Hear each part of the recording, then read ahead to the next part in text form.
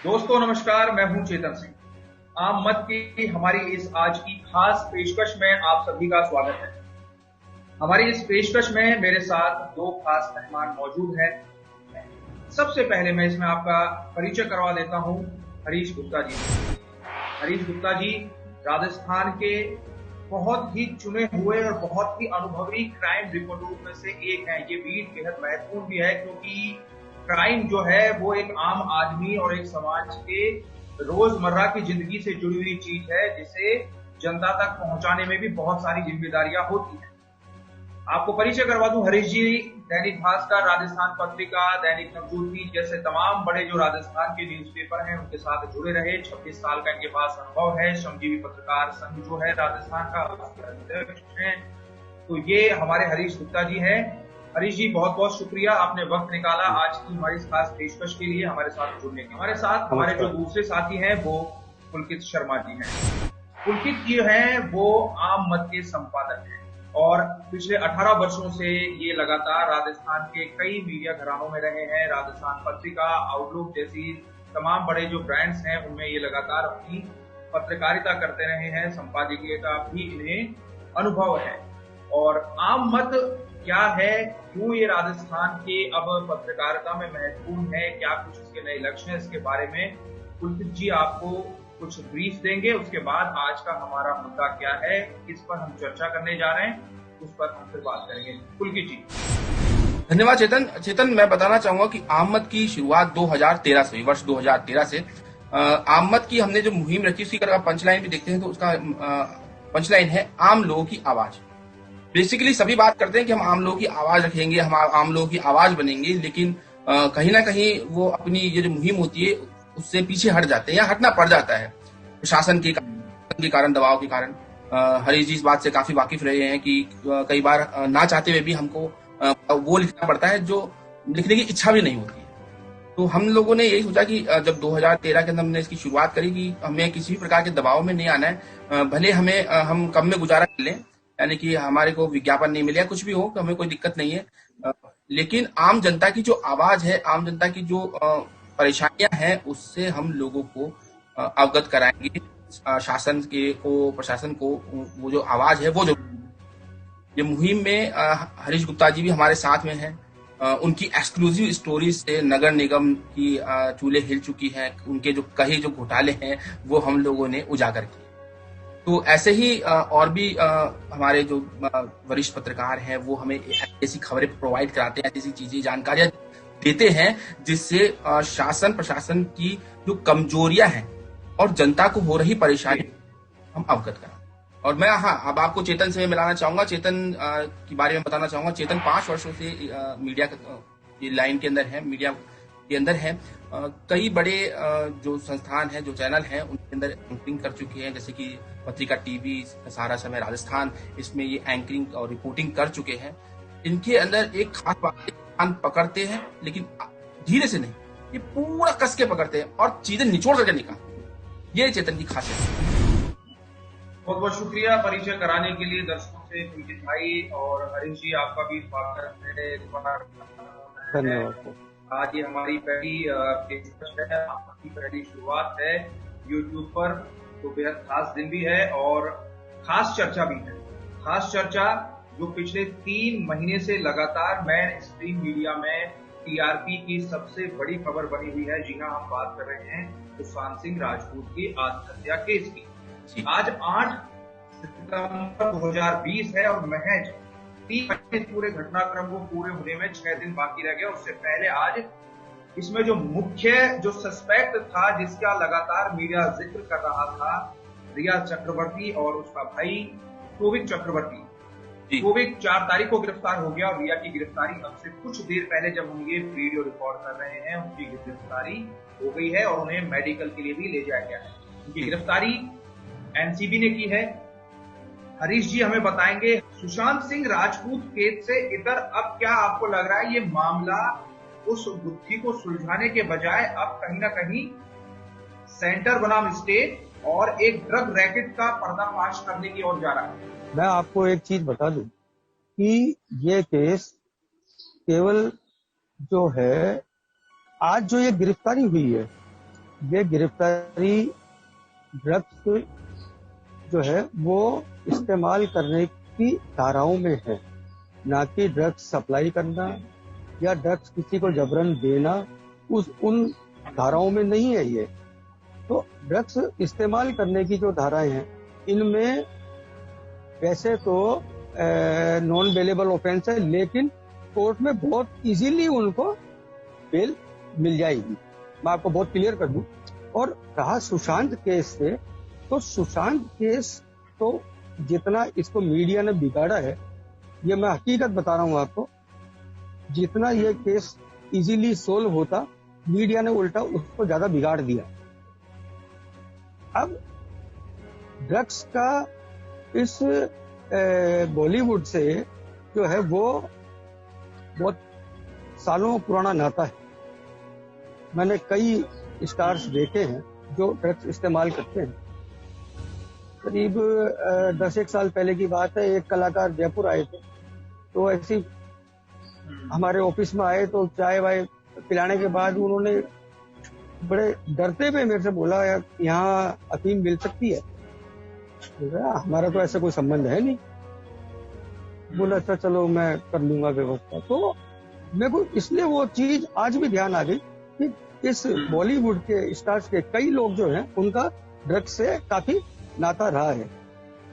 Drugs अभी आज जो रिया की और उसके 2 दिन पहले उसके भाई की गिरफ्तारी हुई है, वो उसको आप अगर सुशांत केस से जोड़ रहे हैं तो वो गलत है, क्योंकि बेसिकली वो गिरफ्तारी ड्रग्स यूज करने की मामले में हुई है।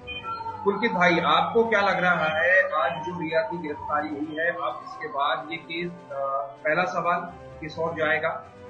दूसरा, क्या इसका असर अब सुशांत की सुसाइड केस की गुत्थी को सुलझाने में हो सकता है? आपको क्या लग रहा है, क्या सुशांत के केस की गुत्थी सुलझ पाएगी या ये केस अब कहीं किसी दूसरी और दिशा की ओर जा रहा है? देखिए चेतन, आप जो पूछ रहे हैं कि गिरफ्तारी की बात करें तो गिरफ्तारी जैसे कि हरीश जी ने बताया कि ड्रग्स लेने के चक्कर में हुई है, ना कि उसके ऊपर ड्रग्स पेडलिंग करने की।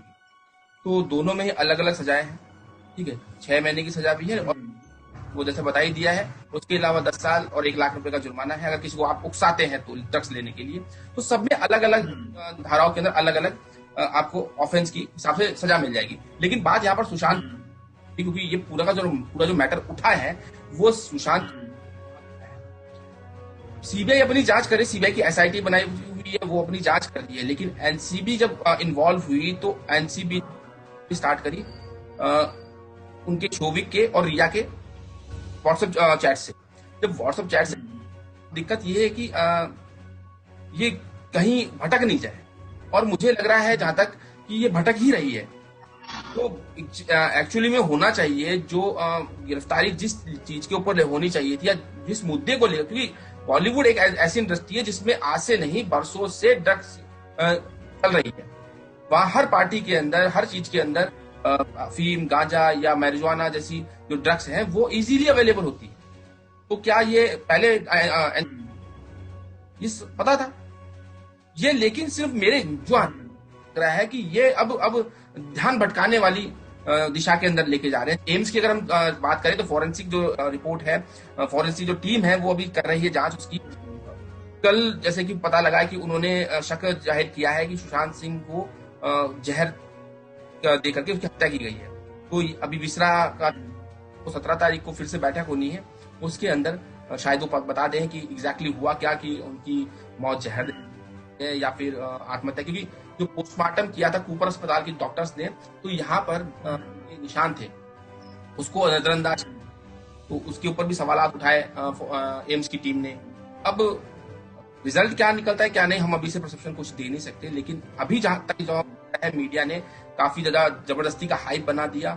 जो चीज दिखाने योग्य थी उसके ऊपर कोई बात नहीं की गई और ना दिखाया गया और पब्लिक को भ्रमित किया गया, जहां लगता है। लेकिन हरीश जी, सुशांत के केस की हो सकता है गुत्थी आने वाले वक्त में सुलझ भी जाए, और यही उम्मीद लगातार आम जनता भी कर रही है, क्योंकि सेंटिमेंट्स।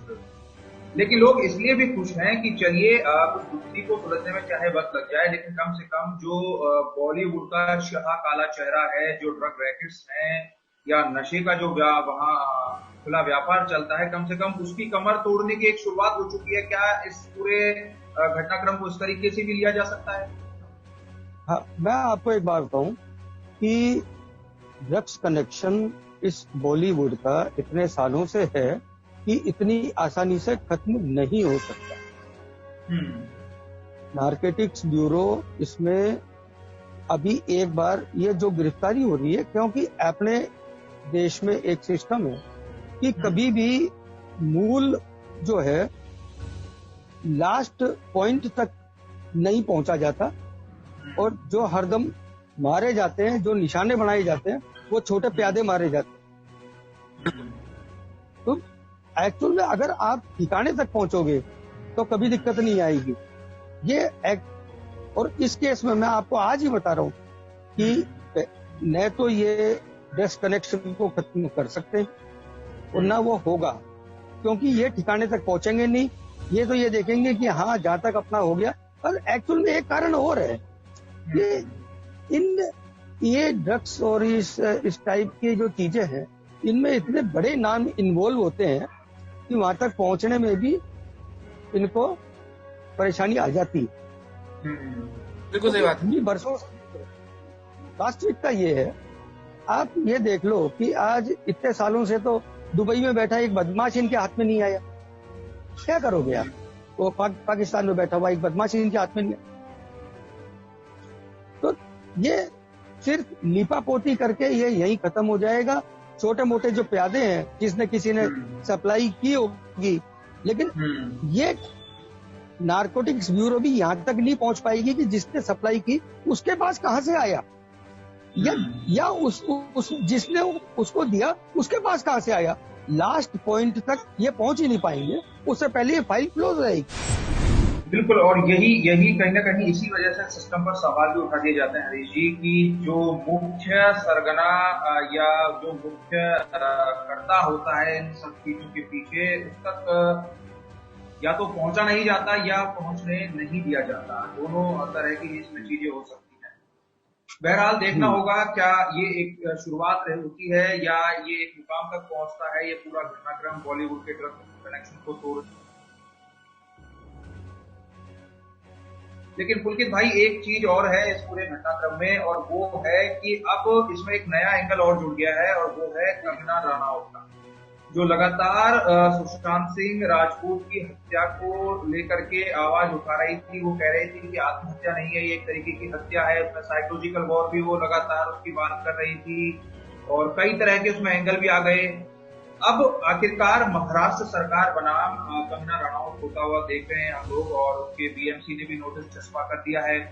और एक बहुत पुराना किस्सा अब उनका सामने आया, जिसे कहते हैं कि गड़े मुर्दे करना, उसमें से कुछ निकालने की कोशिश करना, जिससे शायद महाराष्ट्र सरकार कुछ काउंटर पेश कर सके।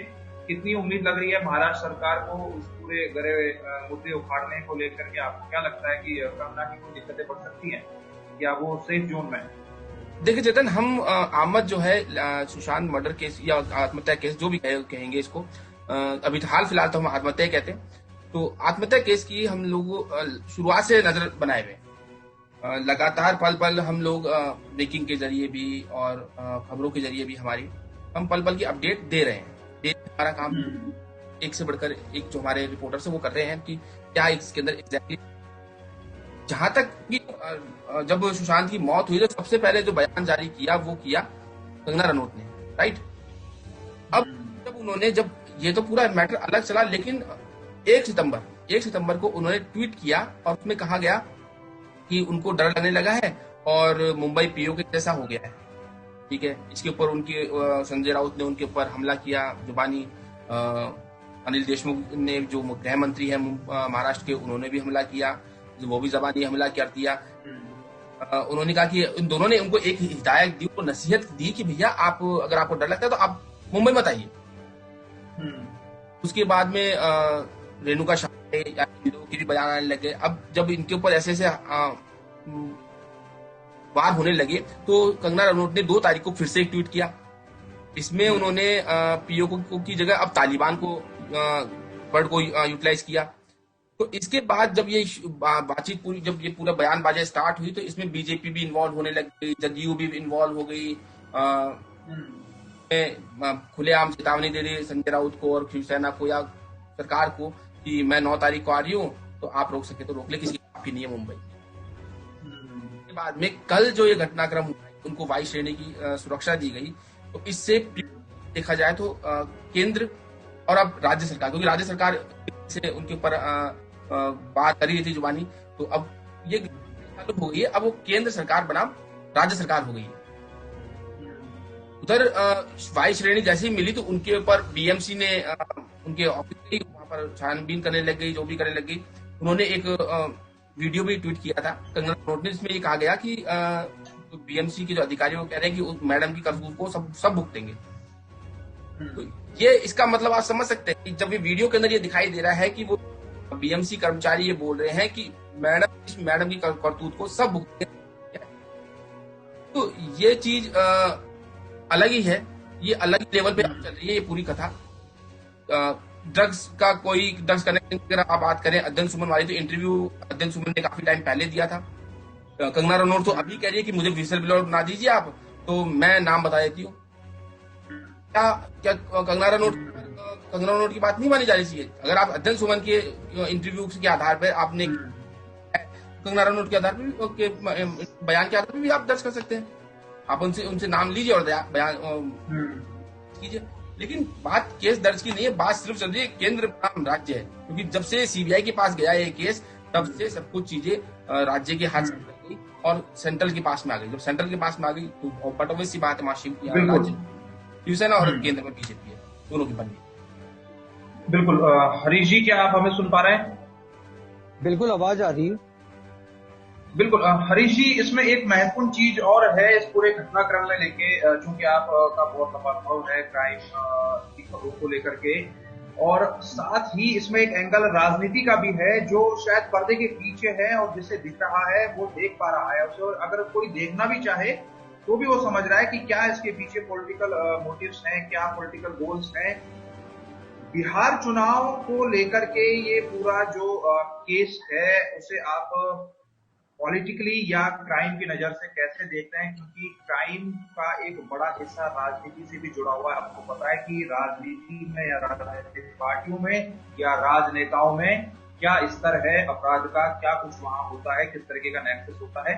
तो क्या आपको लग रहा है कि ये पूरा केस जो इतना तूल पकड़ा, और यहाँ तक कि बीजेपी ने तो, बिहार की बीजेपी के तो प्रमुख ने साफ कह ही दिया कि ना भूले हैं और ना भूलने देंगे, तो क्या कुछ लग रहा है आपको बिहार चुनाव की वजह से भी ये केस इतना लंबे वक्त तक चलता रहा और अब ये स्थिति आ गई है कि रिया की गिरफ्तारी हो गई है? देखिए, इसमें कोई दोहराई नहीं है कि ये जो कार्रवाई हो रही है उसमें बिहार इलेक्शन पर भी नजर है और उसके मद्देनजर भी ये कार्रवाई चल रही है।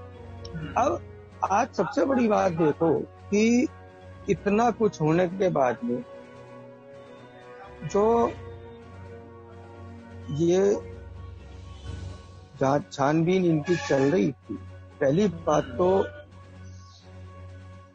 ये केस शुरू में जब इसकी जांच हो गई थी, उसके बाद में उनके परिजनों ने जब एक उनके दिमाग में आई या दिमाग में कहलवाया गया होगा कि साहब इसकी आप जांच की मांग करो, क्या चक्कर है, क्या है। लेकिन अब सबसे बड़ी बात ये देखिए कि रोज घटनाक्रम हो रहा है, रोज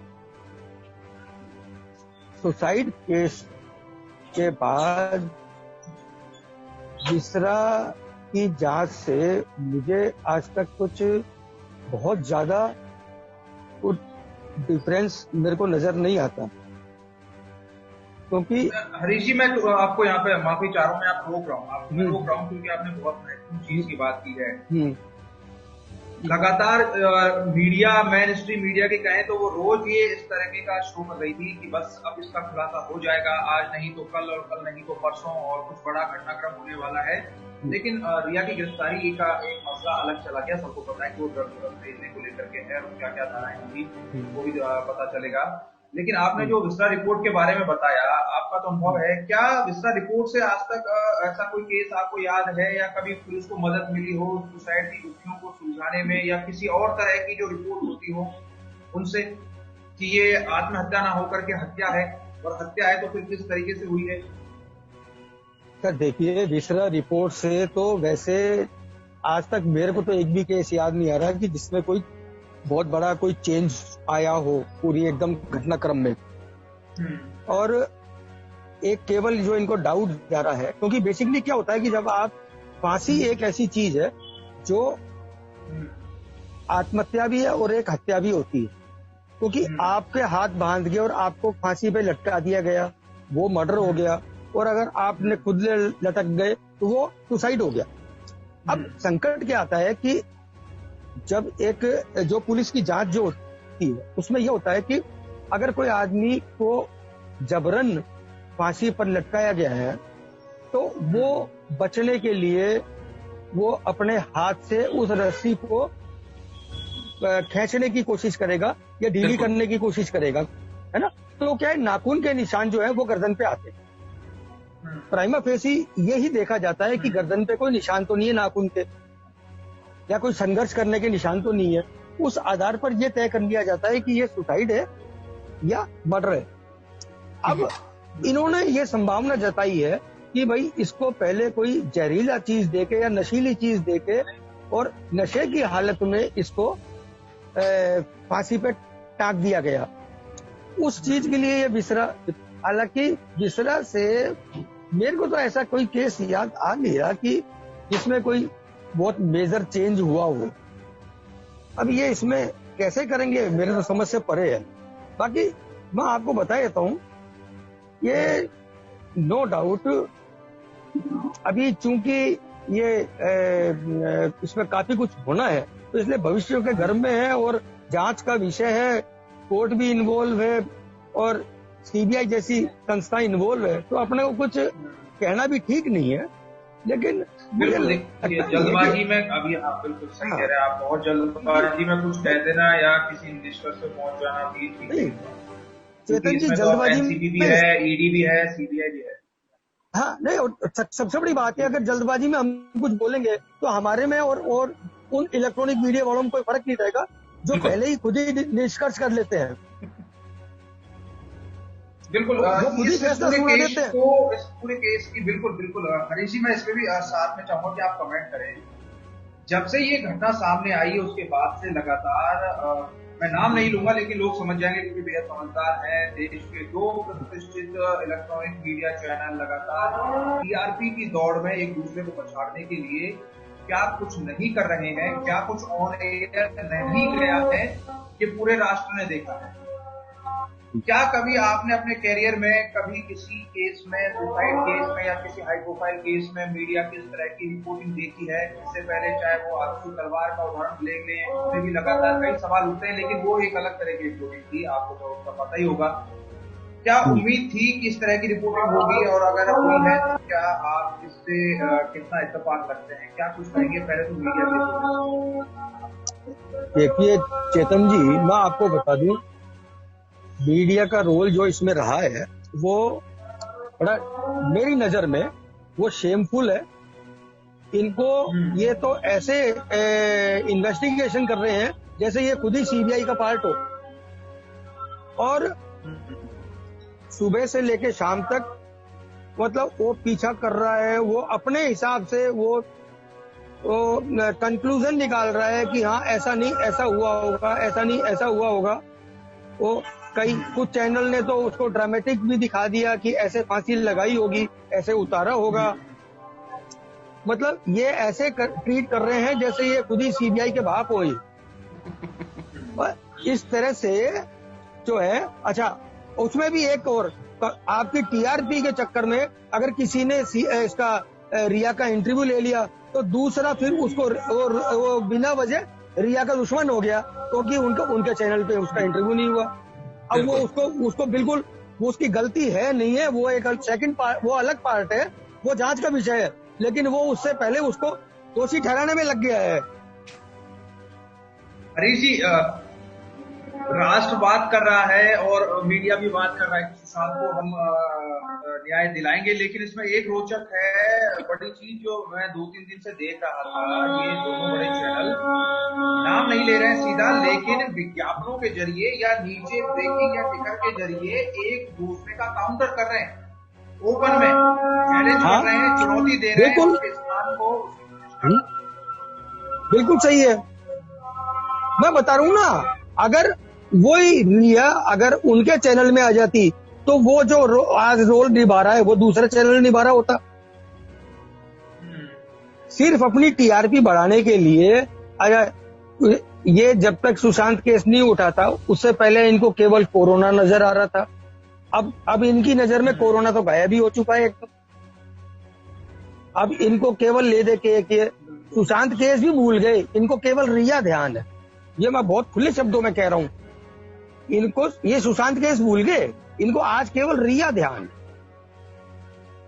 बिल्कुल सही है, सिर्फ अपनी अंकित भाई क्या कहेंगे मीडिया के मैं हरीश जी का बात का पूरी जी का रिएक्शन ले लेते हैं। हरीश जी, मैं हरीश जी का पूरी तरीके से समर्थन करता हूं। उन्होंने जो भी कहा कि आज की डेट में मीडिया जो है वो सुशांत केस भूल चुकी है, सिर्फ रिया उन्हें याद है। मेरे साथ मुझे कई बार तो ऐसा लगता है कि मीडिया ने जितनी पब्लिसिटी रिया की कर दी उतनी उनकी शायद फिल्मों ने भी नहीं करी थी, नहीं करी। तो शायद सुशांत केस से पहले तो लोग बाग उनका नाम भी नहीं जानते ठीक से, फिल्मों की बात तो दूर। बिल्कुल सही बात है, उनका लोग नाम नहीं जानते। लेकिन आज अगर किसी का नाम चल रहा है तो अमिताभ बच्चन को कोरोना हुआ था तो वो भी इतना लाइमलाइट में नहीं आए थे जितने इस केस से रिया आ गई है। तो ये सिर्फ टीआरपी का खेल है, जो मीडिया को जहां ले जाना चाहिए था केस इसको, अब सब नगण्य हो गई है, गौण हो गई है, क्योंकि टीआरपी की रेस चल रही है। पैसा कमाना है, चाहे कि किसी की जिंदगी इससे बदल सकती है या खराब हो सकती है, उसे कोई मीडिया को चैनल वालों को कोई मतलब नहीं रह गया है। ये मेन स्ट्रीम के जो मीडिया है, जैसे जो कि बड़े बड़े चैनलों के नाम अभी हम लेंगे नहीं, लेकिन सब लोगों को पता है कि कौन, तो वो सबने शायद ये ध्यान रखा है कि हमें तो सिर्फ पैसे से मतलब है, हमें सेंटीमेंट से कोई मतलब नहीं है, किसी की जिंदगी खराब हो या नहीं हो उससे हमें कोई मतलब नहीं। तो मीडिया की कहीं ना कहीं तो जो कहते हैं ना नेगेटिव, तो ये नेगेटिविटी देखने को मिल रही है, पॉजिटिविटी नहीं है ये मेरे हिसाब से। लेकिन इसमें क्या आपको एक चीज ये भी नजर आ रही है कि इस पूरे केस को लेकर के जो बिहार चुनाव है वहां के वो वोटर्स हैं उनके सेंटीमेंट्स को हिट किया जाए और शायद कुछ फायदा हो जाए, चेतन में आपकी बात, आपकी मैदान बना दिया जाए शायद, क्योंकि इसमें ओवरऑल अगर देखा जाए तो सिर्फ फायदा तो बीजेपी का ही नजर आ रहा है। अगर जिसको दिख रहा है वो देखता है, उसको स्वीकार करने में कोई हर्ज भी नहीं है। मैं आपके पोस्टर बनाया ये भी बीजेपी ने बनाया कि ना भूले ना भूलने देंगे ना, बिल्कुल। एक व्यक्ति के ऊपर आप क्या पूरा बिहार का चुनाव लड़ेंगे? अरे मैं आपको और इससे अधिक जानकारी देता हूँ कि जो जिंदा भी नहीं है, मैं आज की डेट में हर चीज राजनीति मतलब करण से जोड़ दी जाती है या पैसे से। सिर्फ मैं अगर बात करूं तो नॉर्मली अगर सिंपल सी एक वर्ड में कहूं तो पैसा, हर कोई चीज से को भुना करके, चाहे वो किसी भी व्यक्ति का हो, चाहे शहीदों की से लेकर के, चाहे ये अभी सुशांत की डेथ हुई है उससे तक, सब कुछ जो है वो पब्लिसिटी है, पैसा है, उसके अलावा कुछ नहीं। अगर आप कह रहे हैं कि बीजेपी का जो नारा है बिहार चुनाव के लिए उन्होंने दिया है ना भूले हैं ना भूलने देंगे, तो एक और बात मैं आपको बताऊं कि अभी आज की डेट में मास्क लगाना अनिवार्य है, राइट? अगर आप इसमें है तो आपको मास्क लगाना अनिवार्य है। चुनाव आयोग ने भी सीधा ये कहा है कि बिहार चुनाव में जिसके चेहरे पर मास्क नहीं होगा वो वोटिंग का हकदार नहीं होगा। तो अब मास्क बांटा जाए सुशांत सिंह के चेहरे बने हुए, कितनी ताज्जुब की बात। आप समझ सकते हैं कि क्या किया जा रहा है, क्या बात कर रहे हैं? हाँ, ये सत्य है, बीजेपी कर रही है, बीजेपी कर रही है। लोकतांत्रिक जनता दल ने भी ये किया है, वो उन्होंने मास्क के ऑर्डर दिए हैं। सुशांत, आप समझिए एनडीए, वहां पर एनडीए है, नॉट बीजेपी और नॉट सिंगल, तो अलायंस जो है वो जो एनडीए अलायंस है वो पूरा ये खेल कर रहा है। उसमें खासतौर पे जो अग्रणी है वो बीजेपी है। वहां पर मास्क बांटे गए हैं लोगों को, वहां मास्क बांटे जा रहे हैं लोगों को, सुशांत के चेहरे बने हुए। तो आप सोच सकते हैं कि कितना अलग ही पब्लिसिटी चल रही है ये। मुझे मुझे जहां तक लग रहा है कि जो ये पूरी पूरी जो इस समय जो जांच भी चल रही है वो भी शायद बिहार चुनाव तक के टाइम पे तक ही चल रही है। 29 तारीख जो कि चुनाव आयोग ने कहा है 29 नवंबर तक बिहार के अंदर नई सरकार का गठन की प्रक्रिया पूरी कर दी जाएगी। तो मुझे लगता है कि तब तक के लिए ही शायद ये जांच वांच और ये जितना हो हल्ला हो रहा है तब तक के लिए ही है। जैसे अगर मान लीजिए जांच का रिजल्ट निकला था इससे पहले तो बहुत वेल एंड गुड है, अगर नहीं निकलता है तो फिर इस जांच ये बस वो कहते हैं ना धक्का मारने वाली गाड़ी, तो धक्का दिए जा रहा है इस गाड़ी को, चल रही है बस खाली, तब ये हो जाएगा। 60 केस चल रहे हैं, इन एक केस सुशांत वाला भी जुड़ जाए। हरीश जी, आप बिल्कुल सही और आपसे समझना चाह रहे हैं आपसे जो बेहद महत्वपूर्ण है, और लगातार 2 हफ्ते की ये जांच प्रक्रिया हो गई जिसमें ईडी और सीबीआई और उसके बाद लगातार 3 दिन से तो अब एनसीबी भी इसमें पूरी लगातार पूछताछ कर ही रही थी। क्या अभी भी कोई लग रहा है कोई गुंजाइश बची है 2 हफ्तों की लगातार पूछताछ के बाद कहीं से एक सिंगल क्लू नहीं मिल रहा है कि सुशांत ने आत्महत्या नहीं, उसने हत्या की थी और उसकी हत्या में ये XYZ या ABC कोई भी लोग, ये लोग संदिग्ध हैं? अभी तक ये भी क्लियर नहीं हो पा रहा है। बिल्कुल नहीं है साहब। चेतन जी, मैं आपको बहुत क्लियर कर दूं, अभी जो है ये एक तरह से इस केस को सिर्फ खींचे जा रहे हैं। अभी तक जो मर्डर और जो ये संभावना जताई गई थी उस पे तो इन्होंने काम किया ही नहीं है। अच्छा, आप इसमें कुछ मेरा बोलना ज्यादा हो जाएगा, अदरवाइज आप ये देख लीजिए कि आपके पास अभी आप उस स्टेज पे आए नहीं, उससे पहले आपने अपनी पूरी ताकत झोंक दी। सीबीआई को भी लगा दिया, नारकोटिक्स ब्यूरो को भी लगा दिया, ईडी को भी लगा दिया। ये सारी मशीनरी एक साथ कैसे आ गई साहब? क्यों? किसी के इशारे पे तो आए ना ये खेल। इट मीन्स ये क्लियर हो रहा है कि ये एक बड़ी पार्टी के इशारे पर हो रहा है जो बिहार चुनाव में फायदा देखने का प्रयास कर रही है। ये और इतनी मशीनरी एक साथ इन्वॉल्व होना, ये जो है मेरे को जो लग रहा है, मेरा एक्सपीरियंस ये कहता है कि ये बिहार चुनाव से कुछ दिन पहले तक केस चलेगा और उसके बाद में ये दफ्तर फाइल हो जाएगा। आप देखते जाइए। हमारे इंडिया में कई बॉलीवुड स्टार, चाहे वो प्रवीण बॉबी हो, चाहे वो दिव्या भारती हो, उन्होंने आत्महत्या की। सिचुएशन आप ये देखिए, थोड़ा बहुत ही अंतर था। किसी ने छत से कूद के कर ली, कोई अपने घर में मृत पाया गया, ठीक है, प्रवीण बॉबी अपने घर में मृत पाई गई, और दिव्या भारती के लिए कहा गया कि उन्होंने नशे में छत से छलांग लगाकर, बालकनी से छलांग लगाकर आत्महत्या कर ली, ठीक है। तो वो मैटर्स इतने क्यों नहीं उछले? क्या वो छोटे मोटे स्टार थे या कोई उनके आगे पीछे नहीं था? दिक्कत यह है कि सोशल मीडिया जो है वो भी आज की डेट में हावी हो चुका है। सभी चुनावों के अंदर सोशल मीडिया का जम के प्रचार किया जाता है, उसके थ्रू प्रचार किया जाता है। सोशल मीडिया आज की डेट में बहुत बड़ा हथियार हो चुका है, क्योंकि यूथ सबसे ज्यादा यूटिलाइज करता है इस चीज को। तो अब यूथ को नई चीज चाहिए फटाफट, तो उसका उपयोग किया जाता है। अब क्या गलत है क्या सही वो हम अभी से डिसाइड कर नहीं सकते, जांच चल रही है। लेकिन मेरा क्वेश्चन जो, तो वैसे भी जांच करो, अभी हरीश जी ने जैसा कहा कि हाँ ये जो चुनाव तक ही चलेगी, उसके बाद अगर उसके बाद भी खिंची तो फिर वो धक्का मार गाड़ी हो जाएगी। तो ये कहीं ना कहीं आज की डेट में सिर्फ पॉलिटिकल जो पॉलिटिक्स हो गई है, इसका भी एक स्याह चेहरा देखने को मिल रहा है हमको कि पॉलिटिक्स किस स्तर तक गिर गई है। अगर ये गिरी नहीं होती तो शायद जैसे हरीश जी आपने एकदम से अपनी तीनों जो बड़ी एजेंसियां हैं, चाहे सीबीआई है, चाहे ईडी है या एनसीबी है, तीनों को एक साथ झोंक दिया। राज्य सरकार तो नहीं कर पाई थी, केंद्र सरकार के हाथ में है तीनों चीजें। तो कहीं ना कहीं तो पॉलिटिकल बू तो आ ही नहीं है। मैं ये कह रहा हूं कि आपको इतनी क्या जल्दबाजी थी तीनों बड़ी मशीनरी काम में लेने की? जी बिल्कुल सही बात है। और आप अगर इतने ज्यादा आपको निष्पक्षता दिखाना चाह रहे हैं तो आप इंटरपोल से जांच कराइए ना इसकी। सही बात है।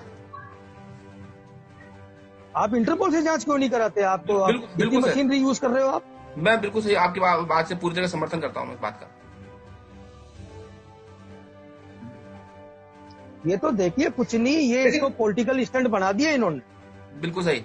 और लेकिन हरी जी हाँ हाँ जी, एक चीज और बेहद महत्वपूर्ण है, वो ये कि रिया ने जो सुशांत की जो बहन के साथ जो चैट्स की, जो दिल्ली से जो पर्चा भेजा गया, गोली दवाई जो ले रहे थे, वो क्यों कोई भी जांच एजेंसी उस पर कोई सफाई नहीं दी या उस एंगल पर जांच करने को लेकर के नहीं गई? क्योंकि वो भी अब एक एंगल आता है और शक्ति घेरे में तो है कि परिवार तो कह रहा है कि उन्हें पता ही नहीं था कि वो गोली दवाई ले रहे हैं, और दूसरी तरफ उनकी बहन उन्हें पर्चा दे रही है उस बीमारी से लड़ने के लिए, जो वो साइकियाट्रिस्ट की जो पूरी एक थ्योरी चल रही है, मनोविज्ञान की जो पूरी थ्योरी चल रही है, उसमें उन्हें गोली दवाई देने की भी सलाह दे रही है और डॉक्टर से कंसल्ट करने की भी बात आ गई, चैट भी वो सामने आ गई।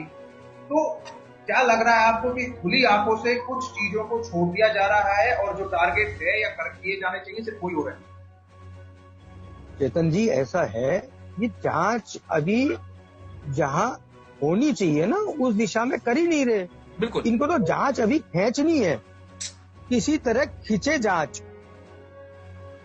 अगर करनी होती ना तो ये इतना कोई बहुत बड़ा मामला नहीं है।